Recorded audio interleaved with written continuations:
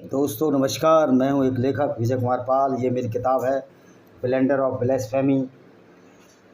इस किताब को मानवता के लिए प्रमोट किया गया है, ह्यूमन वैल्यूज़ के लिए प्रमोट किया गया है और इस्लाम की जो फैलेसी है, जो गलत है, उसको प्रमोट किया गया। और किस तरह से पाकिस्तान में ब्लास्फेमी के नाम पर मौलाना गैर मुस्लिम हिंदू सिख क्रिश्चियन लड़कियों का प्रोसिक्यूशन हो रहा है, उनका अब्डक्शन, उनका अपहरण हो रहा है और ब्लास्फेमी के नाम पर, इस्लाम की सच्चाई बताने के नाम पर लोगों को कत्ल किया जा रहा है। इसी तरह ये मेरी दूसरी किताब है पैरानोइया ऑफ कल्ट्स। ये बुक भी किसी कल्ट के ख़िलाफ़ नहीं है, लेकिन कल्ट की धर्म या आइडियोलॉजी की सच्चाई बताती है। किस तरह से लोगों को ये भ्रम है कि जो आइडियोलॉजी दूसरों को कत्ल करने की बात कहे, XYZ, या ऊंचा नीचा बताने की बात कहे, वो आइडियोलॉजी एक धर्म होती है। वो धर्म नहीं, एक बहुत बड़ा अधर्म होता है।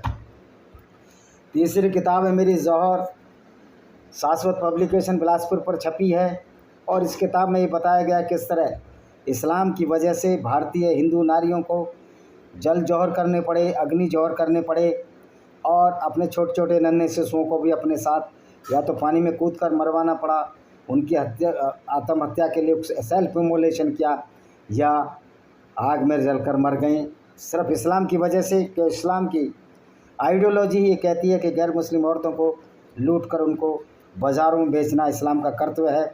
और ये काम मोहम्मद साहब ने खुद किया था जब उन्होंने बनु कुरैज़ा यहूदी कबीले की औरतों को लूट कर और उनको बाज़ारों में बेच दिया था और हथियार और घोड़े खरीद लिए थे। ये भी शाश्वत पब्लिकेशन पर है।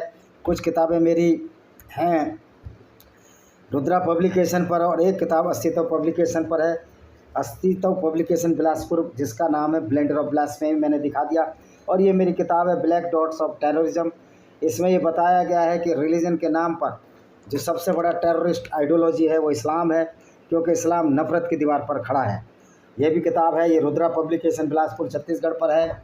और ब्लेंडर ऑफ ब्लास्फेमी अस्तित्व प्रकाशन, ये दोबारा दिखा देता हूँ, ये मेरी अस्तित्व प्रकाशन से छपी है। इसको आप ज़रूर खरीदिए। ये सब अमेजॉन फ्लिपकार्ट पर है। इस तरह मैंने 4 किताबें दिखाई।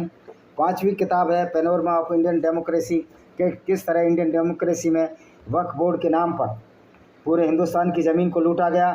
दूसरी बात है कि जब इस्लाम खुद ही लुटेरों का एक समूह है तो वक्फ बोर्ड लुटेरों का क्यों समूह नहीं होगा।